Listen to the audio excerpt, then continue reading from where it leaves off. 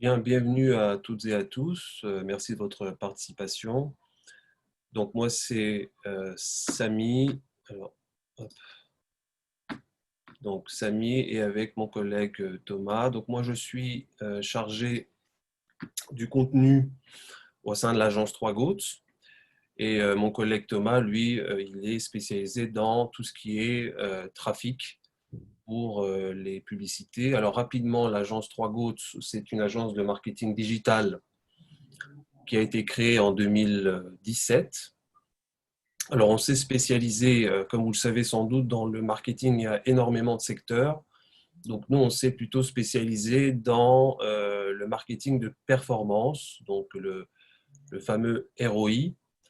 On avait commencé un tout petit peu par du community management également, mais depuis, on a arrêté tout ça pour faire exclusivement en fait les publicités sur Facebook, Instagram, enfin les réseaux sociaux en général et sur Google.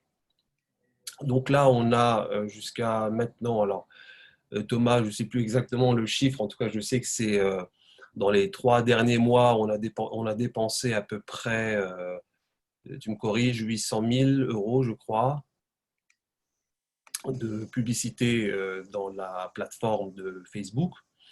Et comme vous le savez, Facebook et Instagram, donc c'est la même plateforme quand vous faites des publicités. Donc là, nous, on va se focaliser sur Facebook. Et donc le mois prochain, ce qu'a dit Stéphanie, ça sera Instagram.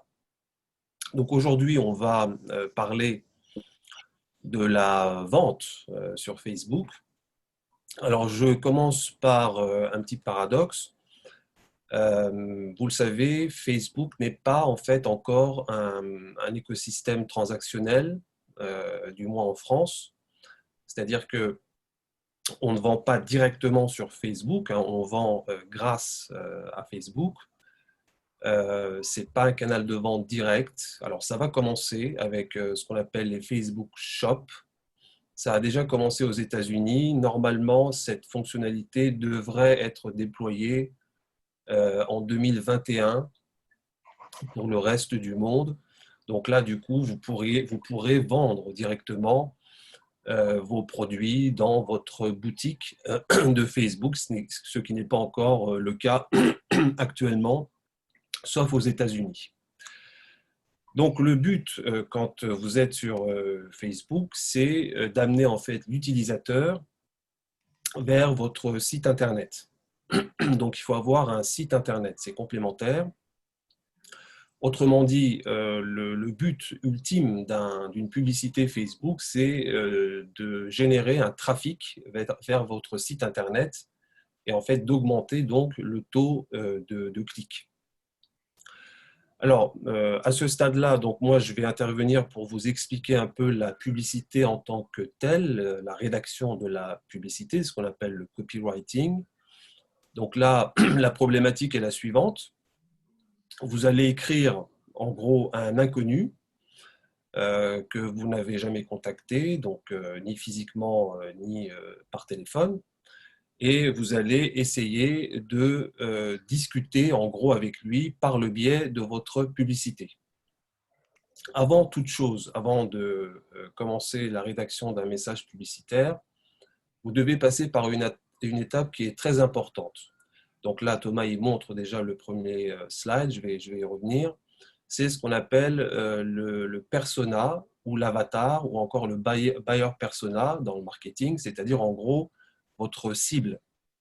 Vous allez créer en fait un client idéal dans votre tête. En fait, vous allez vraiment identifier avec un nom, un prénom, l'âge, les centres d'intérêt pour essayer de trouver votre client idéal. Donc là, statistiques d'audience de Facebook vont vous aider. C'est une page dans votre Business Manager. Donc pour ceux qui un peu manient cet outil, vous allez le voir dans la partie statistiques d'audience. Donc là, j'ai pris un exemple avec un centre d'intérêt sur les colliers. Quand vous allez sur cette partie de statistiques d'audience, vous allez récolter énormément d'informations. Comme vous le savez, Facebook a énormément d'informations sur tout le monde. Et le côté positif, c'est qu'il nous permet justement d'utiliser ces informations grâce aux statistiques. Donc là, j'ai mis pour le lieu la France, et dans les intérêts, donc au milieu à gauche, j'ai écrit le mot collier, et voilà ce que me donne Facebook. Il me dit que l'audience pour les colliers, comme vous le voyez, donc là vous avez 84% de femmes et 16% d'hommes. Ensuite, vous avez l'âge. Donc là, l'audience, bon, elle est largement féminine, hein, comme vous le constatez. Elle a plutôt, en tout cas, on va dire à partir de 25 ans jusqu'à 44 ans. Elle est dans la situation amoureuse majoritairement mariée et en couple. Et vous avez même le niveau donc d'enseignement, la formation. Donc là, vous voyez, c'est des gens qui sont fortement diplômés de l'université. Alors, vous avez également les postes. Les statistiques vous permettent de vous donner les métiers en fait, hein, dans lesquels l'audience travaille. Donc là, on voit que les gens travaillent plutôt, donc là je crois que normalement vous devez voir, juste après, voilà.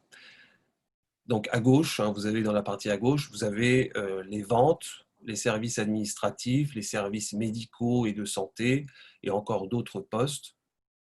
En gros, ce que moi j'apprends quand je mets l'intérêt collier, je sais que ces personnes en fait sont dans des postes en contact avec le public. Donc tout ça c'est important ensuite pour rédiger le message publicitaire. Enfin, comme vous le voyez à droite, c'est sans doute l'élément le plus intéressant, c'est vous voyez même les mentions j'aime que ces gens, enfin les pages que ces gens suivent. Donc là, alors c'était bien, voilà, c'est juste à droite ici, mon collier prénom, bon prix, la modeuse, etc. Donc tout ce qui est en rapport avec les bijoux, la mode, ce qui va vous permettre encore une fois d'insister sur certains de ces éléments lorsque vous rédigez votre texte. Avec tous ces éléments donc, démographiques et de centre d'intérêt, vous allez définir correctement l'avatar, donc l'audience, ce qui va vous permettre ensuite de faire un ciblage. Et ce ciblage, donc Thomas vous en parlera dans la partie publicité. Et c'est ensuite que voilà, vient en fait l'étape la plus importante, c'est la rédaction du message publicitaire. Alors en marketing, on parle de la méthode AIDA. Voilà, la méthode AIDA, donc c'est l'attention, l'intérêt, le désir et l'action, donc c'est l'acronyme. En fait, ce qui se joue ici à ce stade-là, ce n'est pas de la technique, comme vous pourriez le faire avec ce que va vous expliquer Thomas, c'est plutôt de la persuasion, et vous allez le faire avec des éléments, le texte et le visuel. Alors je vais évoquer rapidement ces 4 éléments. Tout d'abord, vous avez la partie donc attention. Vous le savez sur Facebook, sans doute, qu'on scrolle énormément, c'est-à-dire qu'on fait défiler les publications qui sont sur notre fil d'actualité ou sur les stories. Et en fait, la durée d'attention est de quelques secondes. Donc ça a vraiment été analysé par des études, hein. On estime qu'on reste à peu près 8 à 10 secondes. Donc vous devez faire passer, en tout cas vous devez retenir l'attention lorsque l'utilisateur est présent dans ces quelques précieuses secondes. Alors on peut le faire de 2 manières pour l'attention. D'abord, vous pouvez retenir l'attention grâce au visuel ou à l'accroche du texte. C'est-à-dire que l'utilisateur doit s'arrêter pour voir votre publicité. Alors là, j'ai donné l'exemple de Burger King pour le visuel et l'exemple de Go. Là, comme vous le remarquez, pour Burger King, alors ça c'est un visuel qui est vraiment scroll stopper. C'est en règle générale, hein, pour le visuel, c'est toujours bien de jouer sur le contraste et la couleur pour que ça se démarque du fil d'actualité. Et là, carrément, faire un zoom sur le produit vendu, ce que fait très bien Burger King. Ils sont assez forts là-dessus. Donc, ils ont mis aussi un une petite touche humoristique. C'est pas de la biquette, ça se mange comme du petit lait.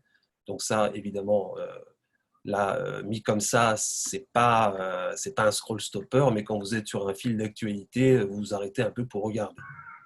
Bon, après, ça dépend de chacun, mais en tout cas, moi, ça me parle. Ensuite, deuxième exemple, vous avez l'exemple de Dogo. Alors, Dogo, c'est une marque de chaussures turques, donc on avait travaillé avec eux.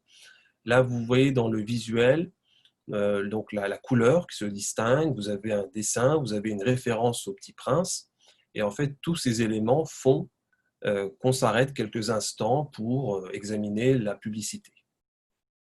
Alors, à ce stade, pour le visuel, j'apporte un petit bémol. Il faut faire attention pour le choix des images sur Facebook. Alors, Facebook a des règles très strictes en fait en matière d'attributs personnels, ce qu'ils appellent eux les attributs personnels et la santé. En fait, leur but, c'est d'éviter de froisser les gens. Donc là, vous voyez les exemples. C'est les exemples directs de la page Facebook. Alors là, pour les images, par exemple, ce qui est interdit de faire, des images publicitaires axées sur des parties du corps en gros plan. Et ce qui est possible de faire, c'est une image qui contient en fait le personnage, mais cette fois-ci en entier. Il ne faut pas avoir de zoom sur une partie du corps. Deuxièmement, c'est par exemple pour un produit, non toujours avant, voilà, pour un produit sur la perte de poids par exemple. Donc vous ne pouvez pas mettre l'image de droite avec le jean, mais vous pouvez mettre l'image de gauche où bon, les gens font du sport. Idem pour la boisson. Donc là, vous avez la dame qui boit du jus de légumes, mais vous ne pouvez pas mettre le petit visuel avec avant, après, c'est-à-dire le corps. Ça, c'est interdit. Et enfin, dernier exemple ici, c'est la personne avec un début de calvitie. Donc là, il faut faire très attention pour tout ce qui est complément alimentaire, produits de beauté. Il faut jamais, enfin c'est interdit, hein, il faut jamais faire des photos, des visuels avant, après. Donc là, il s'agit d'une image non conforme représentant une personne avant et après son traitement de croissance capillaire, nous dit Facebook. Et ils sont assez stricts là-dessus, je le précise. Alors, deuxième moyen de capter l'attention après le visuel, c'est l'accroche. Donc là, on entre dans le texte de la publicité. En fait, l'accroche, c'est une phrase de quelques mots que vous voyez. En général, c'est sous forme de questions. Donc là, vous allez voir les deux matelas. Voilà. Alors là, j'ai pris l'exemple de Simba. Là, vous voyez pour le texte d'accroche, en fait, il commence par une question. Donc, est-ce que vous êtes prêt à mieux dormir? Alors là, évidemment, la question, c'est une question rhétorique. Hein. La réponse, elle est évidente. Tout le monde veut mieux dormir. Et en fait, on aimerait savoir comment. Et donc, ça nous permet de cliquer sur, en tout cas de lire la suite du texte et ensuite de cliquer pour aller voir en fait comment Simba va nous vendre cette promesse. Alors, ils ont fait une chose très intéressante ici dans cette publicité. Donc là, je vais un peu parler d'un autre élément que je vais développer plus tard. Ils ont mis également, comme vous le voyez, une référence aux Parisiens. Donc c'est une référence, disons, assez sérieuse qui montre la valeur sociale pour dire que voilà, on a eu un article sur le Parisien, donc il faut nous faire confiance. Donc là, toujours à droite, vous avez Emma Matelas cette fois-ci. Donc eux, ils commencent non pas par une question, mais par une affirmation. Donc on vous parie qu'on va changer vos nuits. Et dans l'image, qui est aussi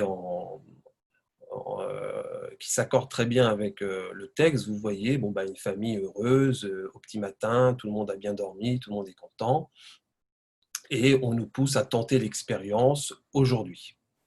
En fait, là, c'est un très bon exemple de l'ensemble de la méthode AIDA, et donc on verra ça un peu plus tard. Alors, toujours au niveau des règles publicitaires de Facebook, comme pour les visuels, même pour les messages, il y a des règles très strictes chez Facebook. On ne peut pas en fait interpeller les gens n'importe comment. Alors, on vous donne, là je reprends des exemples de Facebook même. Donc là, il nous donne l'origine ethnique, par exemple. Je prends un exemple ici. Vous ne pouvez pas dire rencontrer d'autres célibataires afro près de chez vous, mais vous pouvez dire, par exemple, rencontrer des célibataires afro dès aujourd'hui. Bon, là, il y a une petite subtilité. Pourquoi, par exemple, dans cet exemple, rencontrer d'autres célibataires, vous ne pouvez pas le dire, parce que vous dites d'autres. En gros, vous insinuez que celui qui voit la pub est un célibataire. Et Facebook ne veut pas que vous lui parlez de cette manière, que vous lui parlez de sa situation. Or, en général, évidemment, mais ça c'est un peu du politiquement correct, tout le monde sait bien que Facebook c'est tout sur tout le monde, mais là on essaye de faire en sorte de faire une sorte d'euphémisme en fait, de passer par une autre formulation pour dire la même chose. Exemple pour la religion, toujours, vous ne pouvez pas poser une question directe, êtes-vous chrétien, rencontrer d'autres bouddhistes par exemple. Donc là, il faut dire rencontrer des célibataires chrétiens, vous recherchez des bouddhistes près de chez vous, ou rencontrer des célibataires hindouistes en ligne dès aujourd'hui. Donc je ne vais pas faire tous les exemples, mais il me semble aussi intéressant après l'âge, donc l'orientation sexuelle, on ne peut pas s'adresser à une personne qui est homosexuelle en lui posant directement la question, donc il faut contourner un tout petit peu la règle et lui parler des discothèques gays ou des rencontres gays. Alors pour le handicap ou l'état de santé, c'est un élément assez intéressant parce que les annonceurs qui en fait, bon, nous on a eu des exemples, des annonceurs qui vendent des produits de beauté, qui vendent des produits, des vitamines par exemple, des compléments alimentaires, ont un peu de soucis sur ce point-là, parce que vous ne pouvez pas cibler en fait le défaut de la personne. Donc au lieu de dire vous souffrez de diabète, vous allez passer par lui dire nouveau traitement contre le diabète. C'est-à-dire que vous ne pouvez pas vous adresser à lui en sachant qu'il souffre de diabète. Alors, ça peut vous sembler un peu tiré par les cheveux, mais c'est très important parce que, au bout du compte, si vous ne respectez pas ces règles édictées par Facebook, vous avez le risque de voir votre publicité en fait s'arrêter. Votre publicité est refusée par Facebook et ensuite vous êtes obligé de passer par une demande de réexamen. Et là, c'est plus le robot, le bot qui va vérifier, mais c'est une personne qui va examiner votre requête. Et si cette personne estime toujours que vous enfreignez les règles, eh bien, vous ne pouvez pas diffuser votre publicité. Vous ne pouvez pas faire appel sans arrêt. Donc là, c'est terminé, vous êtes obligé de changer le texte. Ensuite, donc après avoir retenu l'attention, la deuxième étape de cette méthode AIDA, c'est de présenter l'intérêt de votre produit. En gros, vous allez expliquer ce que le produit va apporter concrètement à l'utilisateur. Alors, on dit en général, la manière la plus simple, c'est de pointer un problème chez l'utilisateur et ensuite de lui donner la solution. En gros, il faut mettre de l'huile sur le feu dès que vous voyez que telle ou telle, enfin, votre cible a telle ou telle problématique. Donc là, en général, on utilise la fameuse méthode du publiciste américain Eugene Schwartz. En fait, c'est ce qu'on appelle la technique de l'enfer et du paradis. Donc, vous allez amplifier son problème pour ensuite, évidemment, déployer la solution. Pourquoi? Parce que tout simplement, on rentre un peu dans la psychologie, en fait, on en fait dans le marketing, parce que tout simplement, vous allez titiller donc ces émotions et les émotions, en fait, font agir les gens, notamment la peur. En marketing, on distingue toujours à ce niveau de l'intérêt pour un produit deux choses. Vous avez tout d'abord ce qu'on appelle les bénéfices du produit et les fonctionnalités d'un produit. Donc encore une fois, c'est une idée qui avait été développée par un Américain, un professeur de marketing, Theodore Levitt. qui disait la phrase très célèbre en marketing: les gens n'achètent pas une perceuse, ils achètent un trou. En gros, là, il faisait très bien la distinction entre le bénéfice pour le client et la fonctionnalité. Donc le bénéfice ici pour le client, c'est d'avoir son trou. Pour la fonctionnalité, c'est la perceuse. À ce stade, le client ne s'intéresse absolument pas aux différentes fonctionnalités, à la technicité de la perceuse. Il s'intéresse aux résultats. Donc en fait, l'intérêt, c'est ça. Vous allez, vous allez essayer d'éviter les caractéristiques techniques d'un produit pour, venir rapidement au bénéfice du produit. Alors là, j'ai repris l'exemple d'Emma. Ici, Emma Matelas donc, va jouer sur les motivations de l'utilisateur. En l'occurrence, ici, c'est un besoin de soigner une douleur. La question posée, c'est: ressentez-vous des douleurs au dos ou au cervical à votre réveil? Donc là, ça touche la personne, puisque théoriquement, l'utilisateur de Facebook qui voit cette publicité justement a ce problème, et Emma Matelas essaye de mettre le point où ça fait mal pour essayer de vendre son matelas, en tout cas pour, comme vous le voyez en anglais ici, learn more, pour en savoir plus, c'est-à-dire cliquer et se diriger vers le site internet. J'ai pris un autre exemple avec M&M's pour distinguer un peu les motivations. Donc là, c'est plutôt une motivation gustative, un besoin gustatif, c'est se faire plaisir tout simplement. Et là, M&M's France joue plutôt sur la saveur, cacahuètes, noisettes, crispy, chocolat et amandes, 5 choix et énormément de gourmandise. En jouant également sur l'écriture orthographique. Enfin, un autre besoin qui est important, c'est le gain de temps. C'est ce qu'a fait Feed. Donc là, ils attaquent directement en posant la question: en manque de temps, avant ou après une séance, et ils apportent la solution, évidemment. Feed Sport est l'alternative idéale. Donc voilà, maintenant que vous avez pointé le besoin, donc l'intérêt concret pour le client, vous allez susciter l'envie. C'est la troisième étape de la méthode AIDA, c'est le désir. En fait, le client, ici, doit désirer acheter le produit et, si possible, il doit l'acheter tout de suite. Alors, en général, dans cette partie, les marketeurs, ils mettent en avant plutôt des précisions sur la livraison, sur le retour, sur une garantie, par exemple. C'est aussi l'occasion de mettre l'accent sur ce qu'on appelle en marketing la preuve sociale. C'est-à-dire, en fait, les témoignages, les avis clients. La grande problématique d'un marketeur ici, c'est de retenir le client pour qu'il ne procrastine pas. C'est-à-dire que le client ne remette pas à plus tard la conversion. Alors, en général, à ce stade-là, ce que font les marques, c'est qu'elles offrent des codes promo. Pourquoi? Parce que les marques jouent sur la fameuse FOMO, F-O-M-O.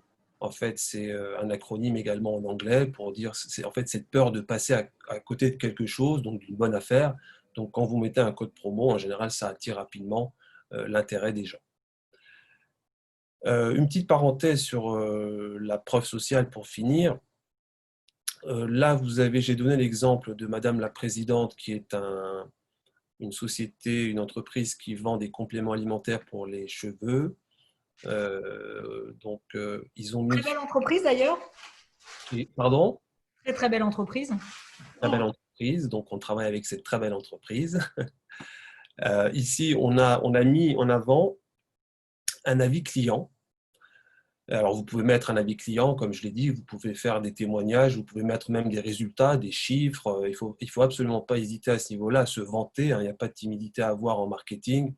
Vous pouvez même jouer sur ce qu'on appelle l'UGC, c'est-à-dire le contenu généré directement par les utilisateurs.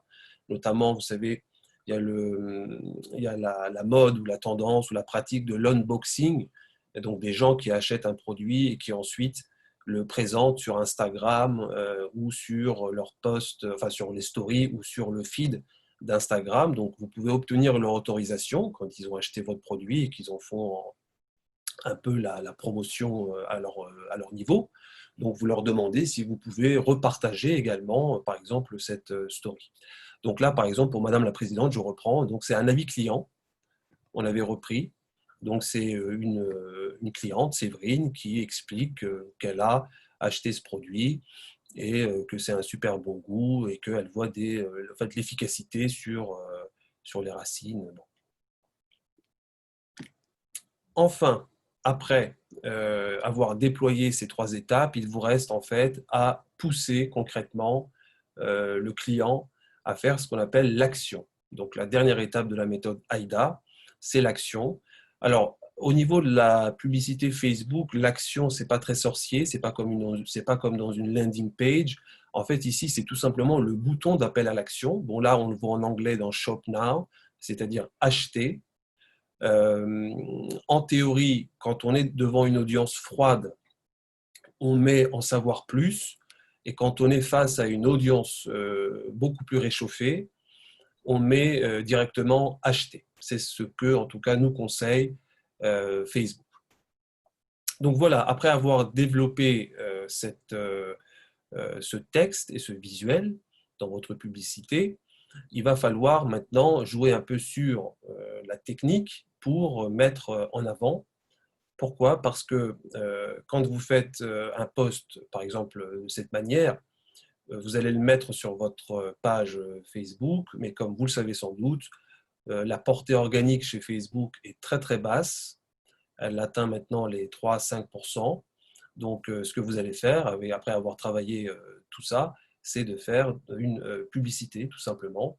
Et donc là, je vais passer la parole à Thomas qui va vous expliquer un peu des choses techniques sur la plateforme publicitaire de Facebook.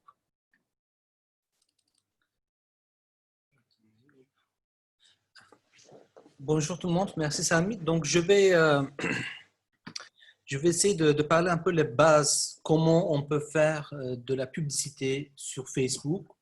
Je vais essayer d'être ne pas trop technique, mais si vous avez des questions, n'hésitez pas. Peut-être que pendant les questions-réponses, on peut en développer encore. Donc, on travaille actuellement avec 32 clientes en total et nous avons réalisé à peu près, je pense que 55 ou 60 projets pour différents types de clients dans tous les secteurs. Donc, un problème que je vois très, très souvent, c'est que le pixel, le fameux Facebook Pixel, est souvent n'est pas installé sur le site, que ce soit site e-commerce, que ce soit site vitrine. Donc, qui est un outil très, très important aujourd'hui.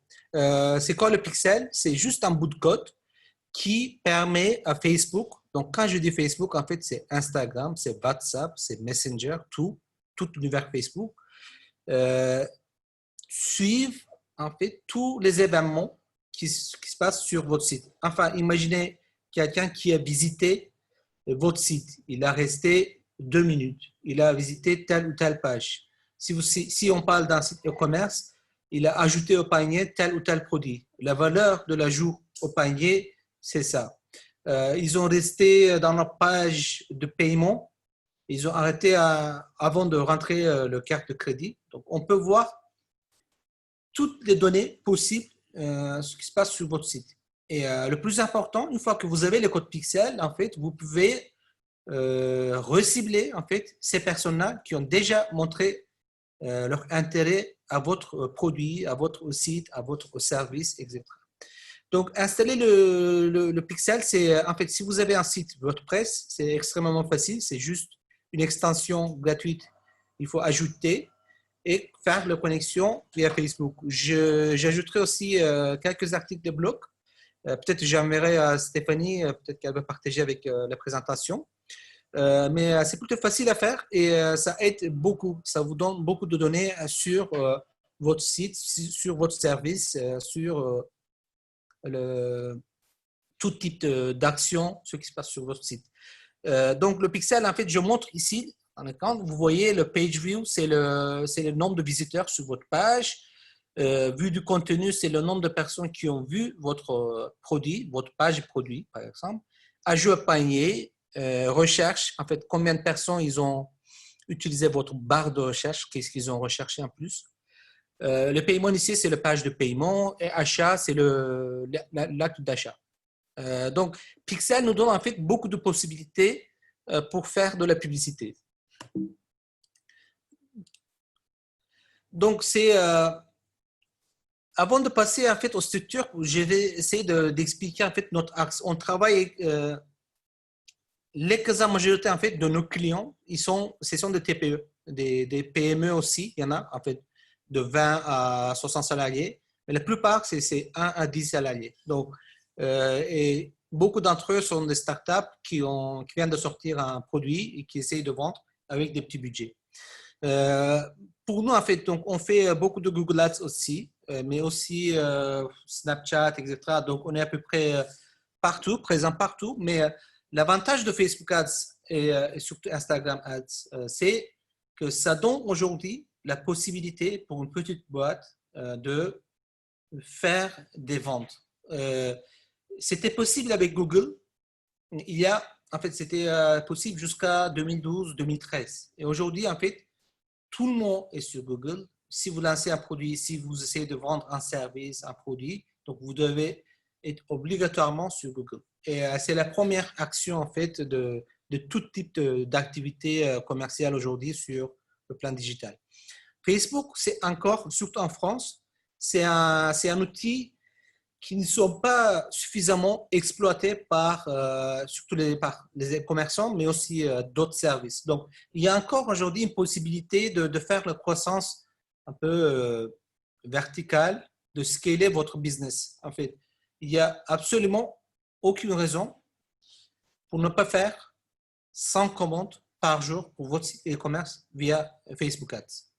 Est-ce que ça va être possible dans 2 ans, 3 ans? On ne sait pas parce qu'il y a de plus en plus des acteurs qui commencent à mettre du paquet sur la plateforme publicitaire de Facebook.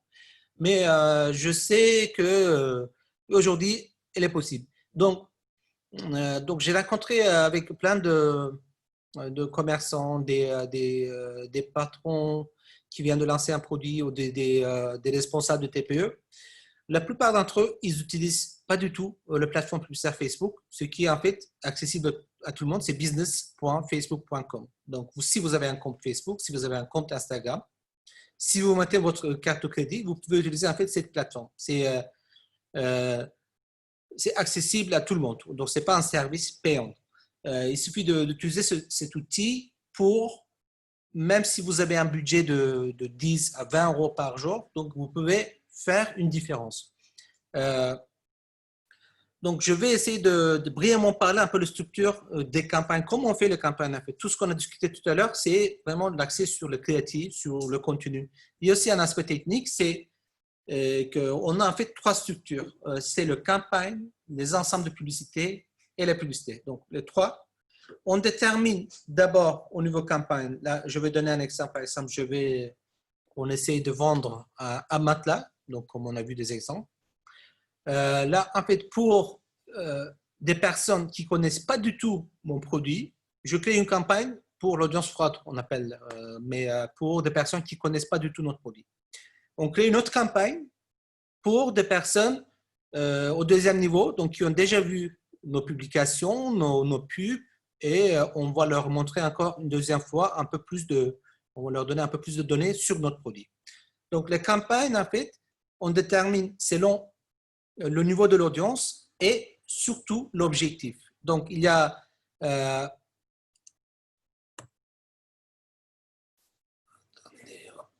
pour les objectifs, en fait, pour les sites e-commerce, il y a la conversion, achat, ajout au panier. Pour des sites qui fait la promotion d'un service, par exemple, il y a l'objectif de génération de prospects.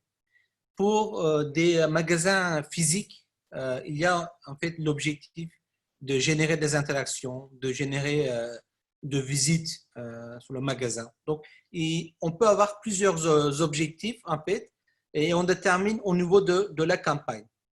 Et les ensembles de publicité, c'est pour cibler vraiment des personnes qui peuvent s'intéresser à votre produit. Donc, je vais détailler un peu ça tout à l'heure. Et la publicité, c'est tout ce qu'on a discuté tout à l'heure, c'est le format. Donc, quel type de publication? En fait, est-ce que vous publiez un story, un format carré, un format collection shopping? Donc, il y a plusieurs formats à votre disponibilité pour promouvoir votre produit. Donc, premièrement, il y a, en fait, Facebook n'est pas uniquement Facebook. Il faut savoir qu'il y a quand même une particularité démographique. Donc, quand vous utilisez le plateforme publicitaire Facebook, vous avez Facebook, vous avez Instagram. Audience Network, c'est un peu le Google Ads. Donc, quand vous voyez forcément les publicités sur Google, quand vous cliquez sur un article, vous voyez par exemple une bannière, une vidéo qui s'ouvre. Donc, c'est Facebook exactement, ils ont une plateforme comme Google, donc Audience Network. Et Messenger, c'est WhatsApp Messenger, ça va rentrer bientôt, mais Facebook Messenger, Instagram DM, donc, tout type de programme de message. Et vous voyez dans l'écran, en fait, différents placements qu'on peut utiliser. Donc, le même publicité, on peut le diffuser partout au même moment. Il y en a en total 16 placements différents.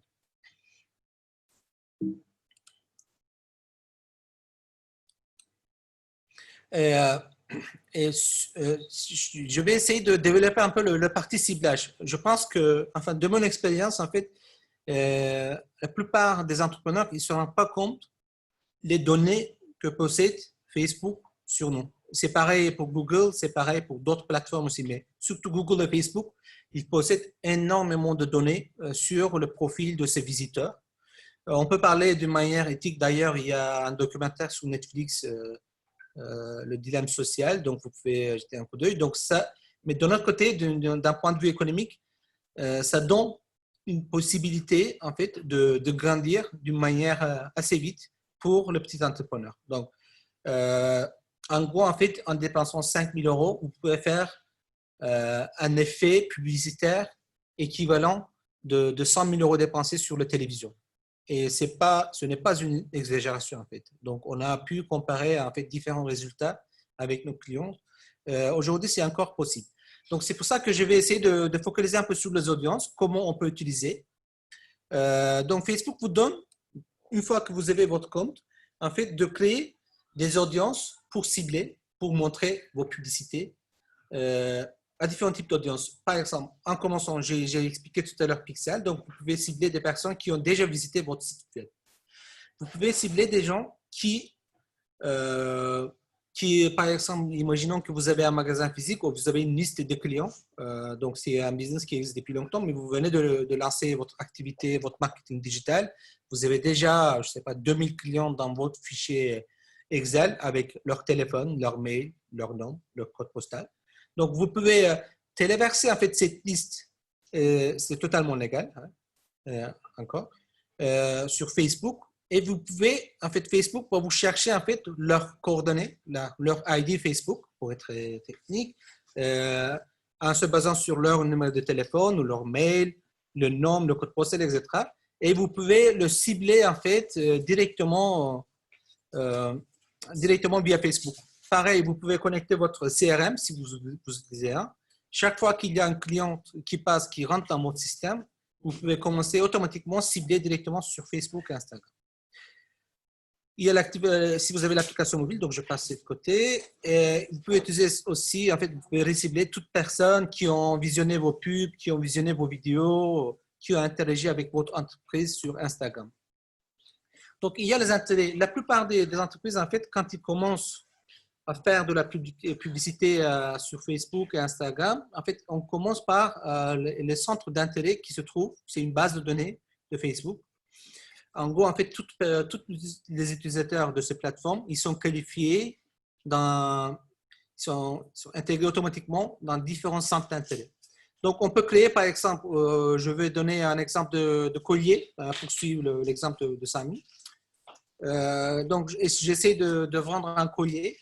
Et donc, pour vendre un collier, en fait, je cherche des personnes qui sont susceptibles d'acheter un collier. Là, par exemple, je peux cibler des amis proches, des femmes qui auront leur anniversaire dans 0 à 7 jours, dans un mois, dans 14 jours. Je peux cibler des personnes dont leurs parents auront leur anniversaire de mariage dans un mois. Je peux cibler des personnes qui viennent de se marier. Je peux cibler aussi sur leurs amis proches parce qu'ils sont en train de chercher un petit cadeau pour donner à un nouveau couple. Donc, il suffit de fouiller la section audience de Facebook qui va vous donner énormément d'informations démographiques sur leur localisation, les langues utilisées, les séries qui suivent, les marques qu'ils aiment bien. Donc, là, par exemple, je vends un collier, donc je trouve toutes les marques de bijoux et j'ajoute sur ma liste. Enfin, je trouve des personnes qui sont susceptibles à intéresser à des marques des bijoux. Donc, c'est plus facile pour moi de vendre ces produits en se basant sur l'intérêt. Et une dernière type d'audience qui est, à mon avis, le plus important, c'est le Graal, en fait, de ciblage sur Facebook. En gros, là, tout à l'heure, nous avons, par exemple, créé une audience en basant sur les intérêts. Nous, en fait, on a développé un personnage, quelqu'un qui est susceptible d'acheter ce produit. Mais Facebook a plus de données sur ses utilisateurs. Donc, là, par exemple, on peut prendre, on a 4000 visiteurs sur notre site. Donc, je prends ces 4000 visiteurs, ou bien, dans notre exemple, j'ai 1000 clientes, j'ai une liste de clients qui consiste en 1000 personnes, les noms, les téléphones, etc. Je prends cette liste, je prends le visiteur de mon site, je mets à disposition de Facebook. Donc, Facebook va me créer en fait 400 000 personnes de plus qui ressemblent à ces gens-là. Donc, c'est l'audience similaire. Ou en anglais, c'est lookalike. Audience similaire, c'est quoi?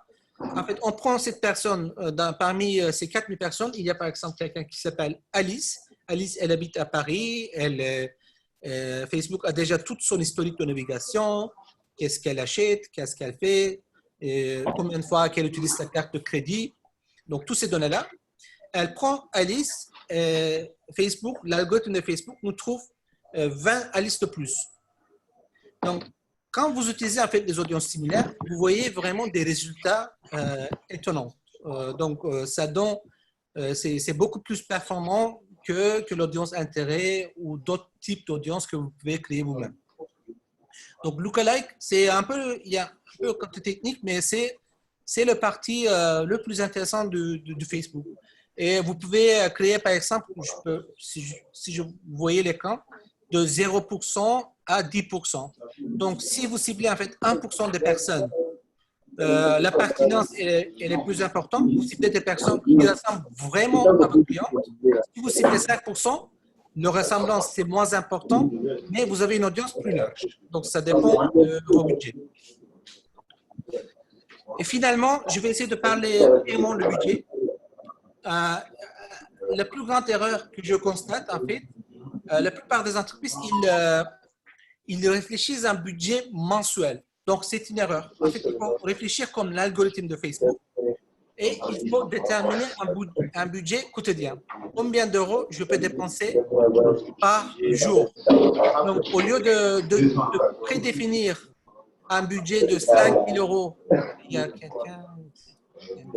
Bon, et au lieu de prédéfinir par exemple 2 000 euros de budget par mois pour Facebook, il faut en fait définir un budget de, je sais pas, 100 euros par jour et c'est selon la performance que vous devrez décider.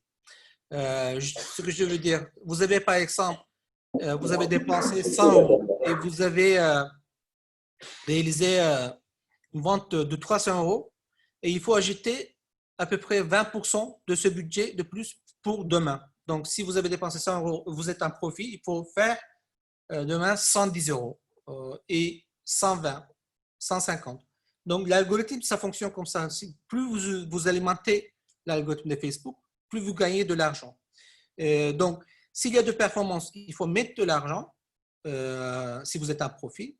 S'il n'y a pas de performance, il faut arrêter et commencer de zéro ou descendre encore le budget. Donc, du coup, en fait, on a eu, par exemple, des clients qui ont commencé par le budget quotidien de 50, qui ont pu monter jusqu'à 1000 parce qu'ils continuaient à vendre, en fait. C'est ça l'avantage de Facebook. C'est ce qu'il faut comprendre, qu'il n'y a pas de limite parce qu'il y a 33 millions d'utilisateurs de Facebook et Instagram quotidiens en France. Donc, il n'y a pas de limite géographique et que vous possédez énormément de données sur l'activité utilisateur de vos clients potentiels. Et un aspect aussi important, c'est que le système, ça marche selon un peu comme les enchères qu'on a eu. Donc, par exemple, vous ciblez, en partant toujours de l'exemple de collier, en fait, s'il y a 500 entreprises qui ciblent des personnes qui intéressent au mot-clé collier, donc vous allez payer plus cher pour cet intérêt. Et s'il y a 10, donc vous allez payer moins cher. Donc la logique, c'est le prix, c'est dynamique en fait. Ça dépend du saison, ça dépend de l'intérêt que vous avez choisi, ça dépend du produit. Donc non, logiquement en fait, les banques, ils payent beaucoup plus pour avoir un clic que, je sais pas, un service professionnel. Donc, très brièvement, deux études de cas. Je vais parler d'abord, la première, donc ça c'est une naissance. C'est une cliente qu'on vient de commencer en 19 juin. Donc, c'est un magasin qui vend des chaises en ligne uniquement, d'origine belgique. Donc, en France, ils ont commencé avec un budget de 70 € par jour. Et avec les ventes, ils ont augmenté leur budget. Donc, en total, en 4 mois, en fait, ils ont dépensé à peu près 12 000 € investis uniquement Facebook et Instagram. Et 136 000 de chiffre d'affaires a été réalisé, à peu près x10 sur Facebook en France. La particularité, en fait, tout site de meubles, ils font des retours sur l'investissement, c'est plus important que des produits, par exemple, qui se commercialisent autour de 30 à 40 €. Un autre exemple, c'est des bijoux personnalisés. Donc, ça, c'est aussi un client à nous. Donc, on travaille à peu près depuis moitié 19, donc c'était septembre 2019. Donc, on a donc, quand on a commencé à travailler avec eux, ils étaient autour de 120 000 € de chiffre d'affaires annuel. Et donc, en l'espace de 2 ans à peu près, ils ont arrivé à 5 500 000 € de chiffre d'affaires avec un budget de 900 050 € de budget dépensé. Donc, c'est à peu près x5, d'où vient en fait le panier moyen, c'est autour de 35 à 40 €. Donc, il y a ça. En fait, pourquoi je donne cet exemple? Il est bien évident que tous les sites e-commerce ne peuvent pas faire cette montée, mais cet exemple est intéressant pour moi parce que c'est un entrepreneur de 27 ans. Il a commencé tout seul en fait. Il avait qu'un seul salarié. Donc maintenant, c'est une entreprise avec une vingtaine de salariés, etc. Donc, il est encore possible, même si ce n'est pas toujours possible de faire des chiffres faramineux, mais il est encore possible de faire de la publicité sur Facebook sans dépenser énormément de sommes, sans avoir une capacité technique très avancée sur ce sujet-là, et avec des budgets accessibles. Donc, c'est nos conseils, en fait, pour le petit entrepreneur, il faut envisager 100 € par jour pour des paniers moyens pour un produit qui est autour de 30 à 60 €. Et si vous commercialisez, bien sûr, si vous vendez un produit de 200, 300 € par unité, donc c'est impossible de commencer, bien évidemment, avec 100 € par jour. Donc, il faut le calculer à peu près un peu le double de votre panier moyen. En fait. Il faut fixer un budget quotidien qui sera à peu près le double de votre panier moyen, qui va vous permettre en fait d'accroître d'une manière assez intéressante. Donc, ouais, il y a encore 2 slides, mais je vais arrêter là pour avoir plus de questions, si Stéphanie elle est d'accord. Merci en tout cas de nous écouter. Merci, merci beaucoup Thomas et Samy, c'était fort intéressant et très instructif. Alors, il y a des questions qui sont arrivées dans le chat, alors je ne sais pas si vous avez pu voir. Il y a comment installer Pixel Facebook. S'agit-il agiter sur une page entreprise ou une page Facebook? Et on a une autre question sur Pixel Facebook à 1h51. Samy? Non, je te laisse plutôt pour le D'accord. côté Pour technique. Pixel, en fait, il y a 2 côtés en fait. Et pour Facebook, il faut avoir absolument une page. Donc, c'est pas le profil personnel. Vous pouvez pas utiliser via votre profil personnel. Donc, il faut avoir une page pour votre entreprise, bien sûr. Si vous avez une page,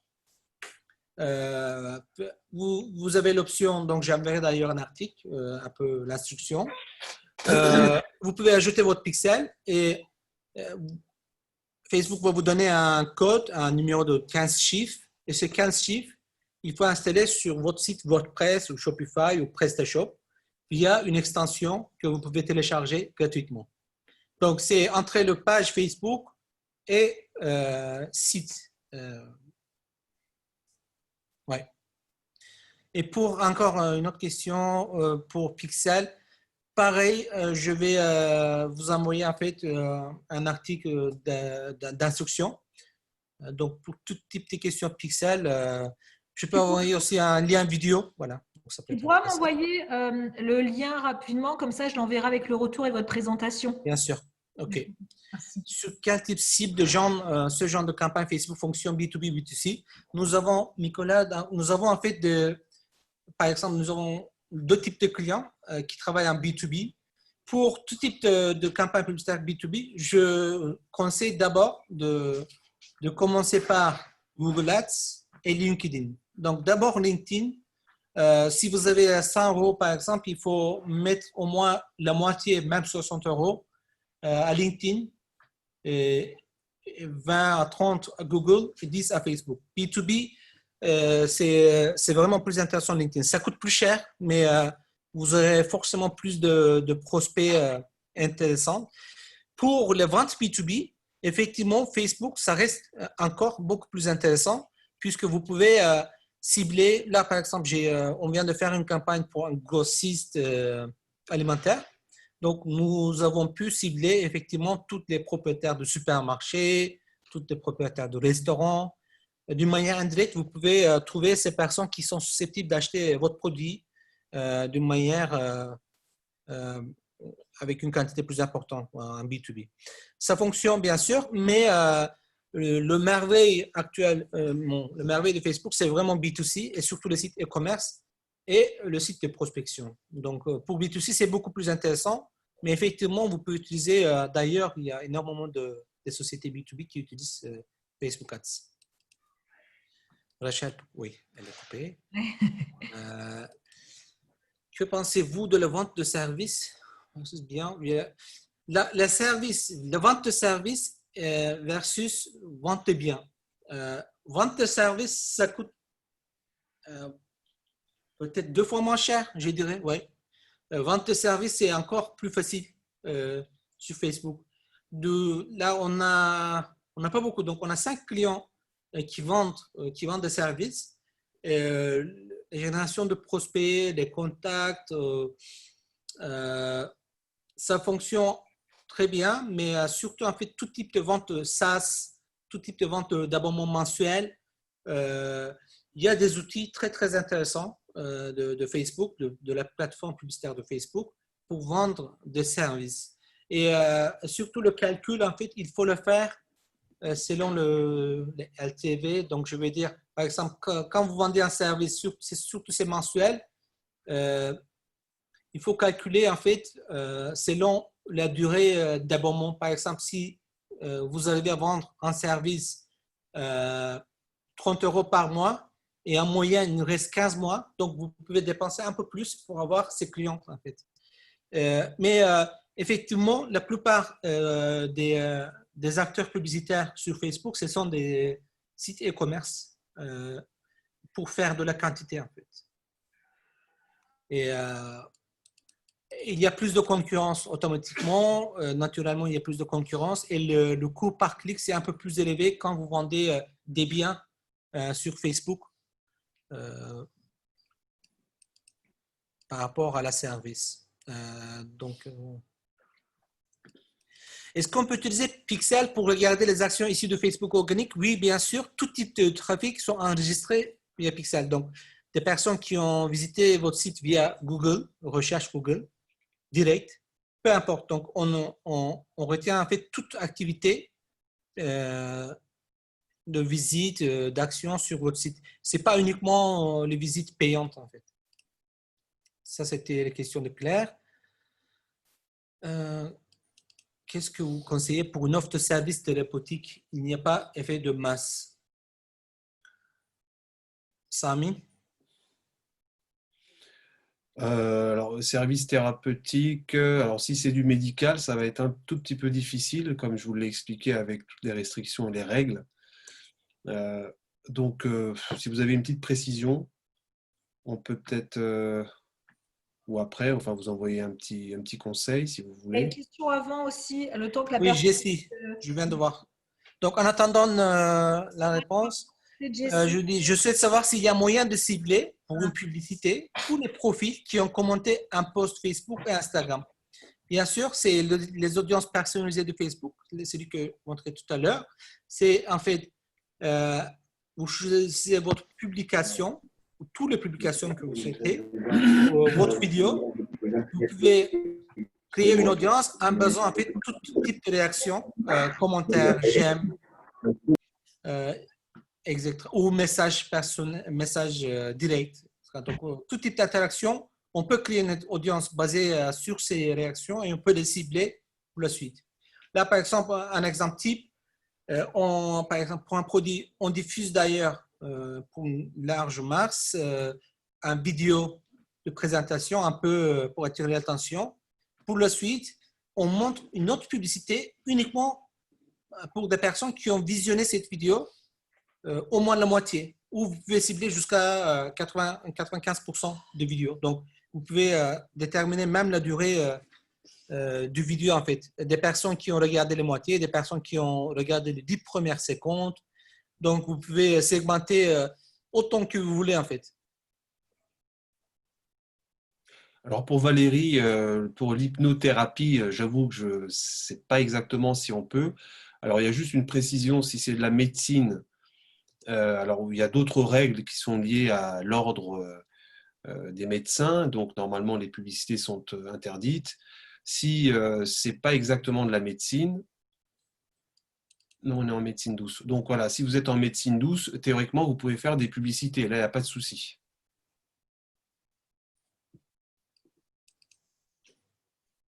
Alors là, attendez, je vois des choses qui défilent, mais je ne sais pas si j'ai un poste d'un concurrent.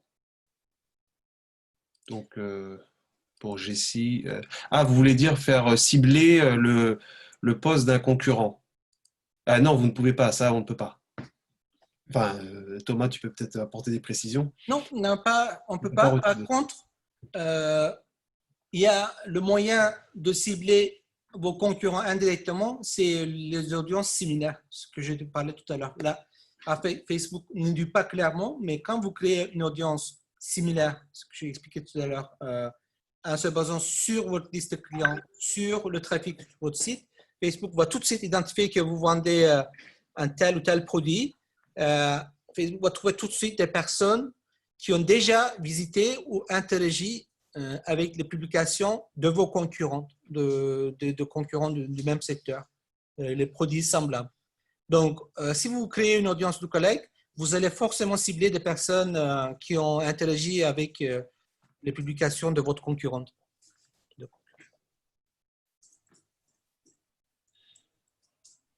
Ok. Y aurait-il d'autres questions? Alors Stéphanie, j'ai peut-être dans le document qu'on avait, il y avait une question qui me semblait intéressante parce que c'est une question qu'on pose souvent. C'était pour savoir s'il fallait une page ou un profil pour une entreprise sur Facebook.